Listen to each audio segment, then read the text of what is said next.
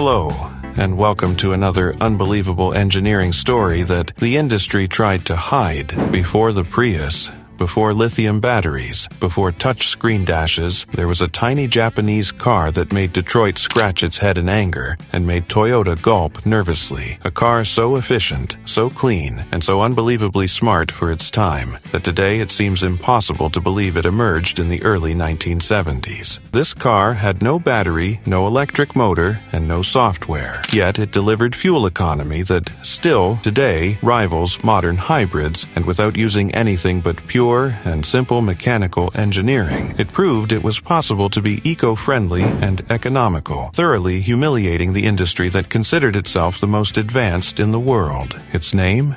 The Honda Civic CVCC, a car that, 50 years later, continues to be a living legend, goes viral on forums like Reddit and Quora, and leaves everyone asking, how could a car so old, so simple, and so small be as efficient as modern hybrids? And why on earth did this technology simply disappear? Today, you are going to discover the shocking truth about the greatest engineering triumph Honda ever created.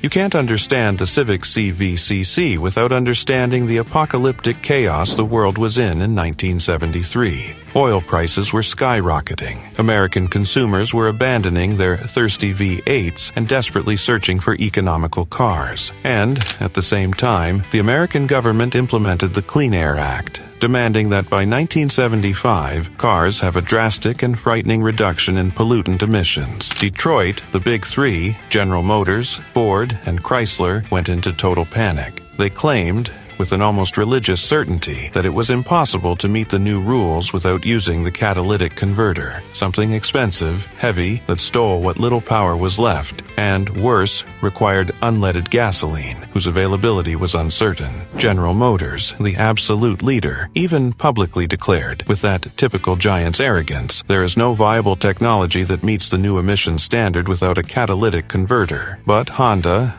a bold newcomer with a visionary CEO named Soichiro Honda, responded with a silent challenge. Wanna bet? Thus was born the audacious mission to create an engine that was clean, economical, and didn't need a catalytic converter, something no American giant could achieve and which, according to GM, could only work in a lawnmower engine. Can you imagine Detroit's fury and contempt?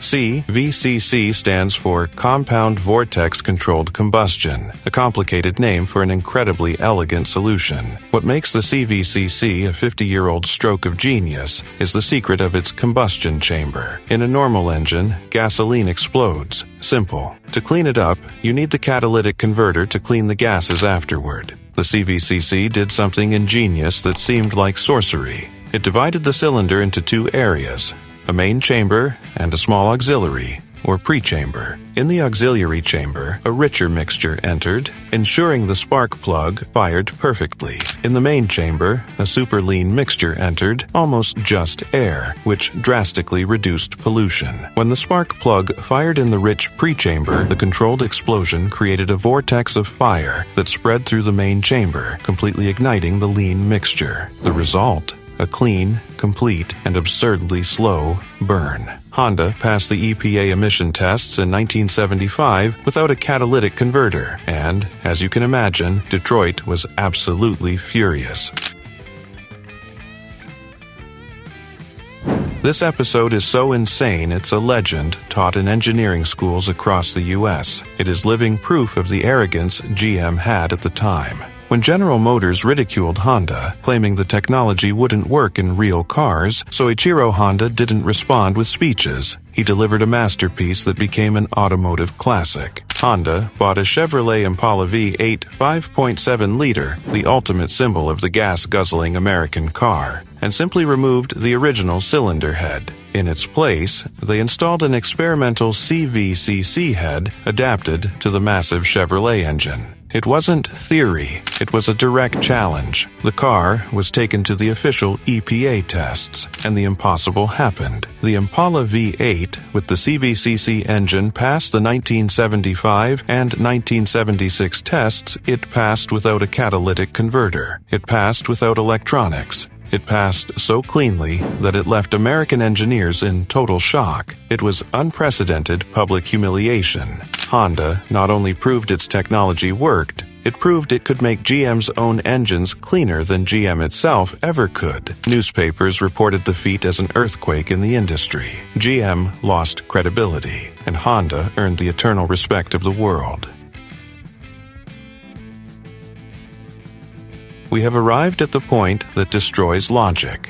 How does a 50-year-old car, carbureted, with 53 horsepower and skinny tires, compare to $35,000 cars that rely on electricity? The answer is the shock Honda delivered to Detroit. Get ready, because this part is shocking. According to official EPA data, the tiny Civic CVCC from 1975 easily achieved 41 miles per gallon on the highway. This car was the most fuel-efficient car in the U.S. for 3 consecutive years. A true champion. Now, take a deep breath and look at the numbers for modern hybrids. Toyota Prius Hybrid 2024, around 52 miles per gallon. Hyundai Ioniq Hybrid, approximately 55 miles per gallon. Can you believe that the difference between a hybrid full of electronics and a carbureted Honda from the 70s is just about 10 to 15 miles per gallon? This is simply unbelievable. Modern hybrids are made of ultralight materials, with computer-perfected design and state-of-the-art software. The Civic CVCC delivered this result with a mechanical carburetor, simple ignition, and a 4-speed manual transmission. In other words, the little Honda drove almost like a complex modern hybrid, using only a brilliant cylinder head design and an extra spark plug. The CVCC proved that with intelligence, you don't need electric tricks to be incredibly efficient. Today, on forums like Reddit and Quora, the Honda Civic CVCC lives on as a true legend. Testimonials from former owners and enthusiasts are unanimous. The efficiency was real, and the car had a charm that no modern model can reproduce. In the most popular threads, the comparison that always pops up is with the Toyota Prius. One user wrote, "I had a CVCC 1976. I got 45 miles per gallon if I drove carefully. It was a tin can, but the sound of the engine with that third valve was unique." Another commented, "The CVCC was honest engineering. No hidden electronics. It was light, direct, and fun, but too complex for 70s mechanics." The complaints are consistent. Difficult maintenance, delicate tuning, and specific parts that few people knew how to fix. But despite this, the conclusion dominates all the forums. The CVCC is not just an old car. It is living proof that pure genius never gets old.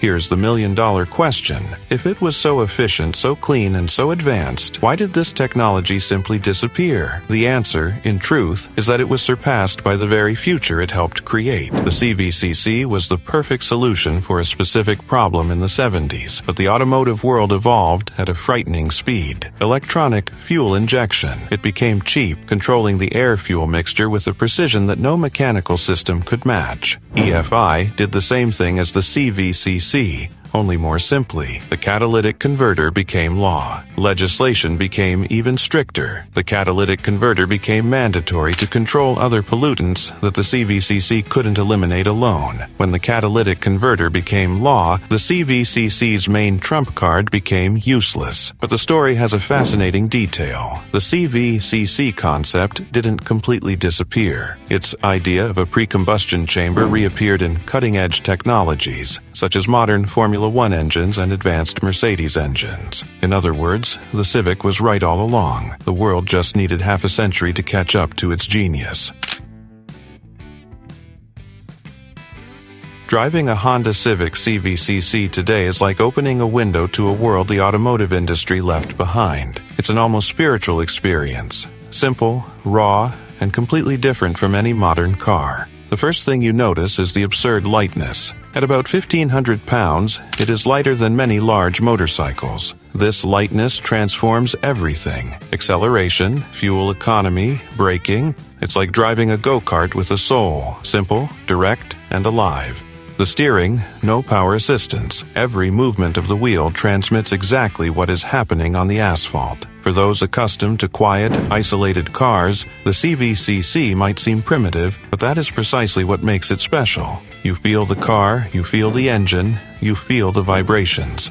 Everything the modern industry has spent decades trying to eliminate. And speaking of the engine, the sound is pure, metallic, mechanical, no acoustic filters. You hear the four-cylinder working, the valves, the airflow. It's a different kind of music, a music that no longer exists. Of course, not everything is perfect. Keeping a CVCC alive requires dedication and a real treasure hunt for specific parts. But, for the owners, this is part of the charm. Taking care of a car that was, literally, a prototype that worked. 50 years later, the Honda Civic CVCC continues to be a powerful reminder that history doesn't always follow the most obvious path. It shouldn't have existed. It shouldn't have worked so well. It shouldn't have challenged Detroit, and certainly not rivaled modern hybrids. But it did all of that. This car is the ultimate proof that the past is not always outdated. Small ideas can bring down giants, and efficiency doesn't depend only on batteries, chips, and electronics.